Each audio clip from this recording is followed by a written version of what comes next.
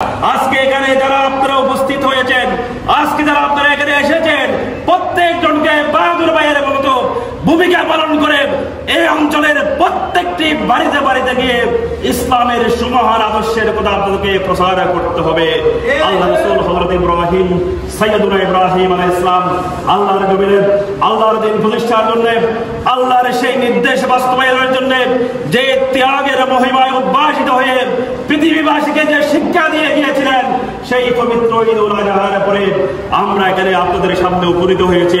সেই ইব্রাহিম আলাইহিস সালামের আদর্শকে আমাদেরকে বুকে ধারণ করে আগামী দিনে ইসলামের নির্দেশ পালনের জন্য, আল্লাহর নির্দেশ পালন করার জন্য, ইসলামকে কায়েম করার জন্য আমাদের সকলের সর্বশেষ রক্তবিন্দু দিয়ে আল্লাহর জমিনে আল্লাহর দ্বীন প্রতিষ্ঠার সংগ্রামে আমাদেরকে এগিয়ে যেতে হবে।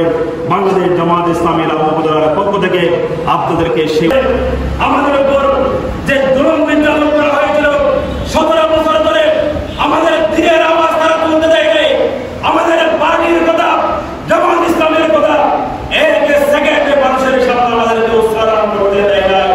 আমরা 17 বছর ধরে সেই জুলুম নির্যাতন মোকাবেলা করে আমরা দাঁড়িয়ে আছি।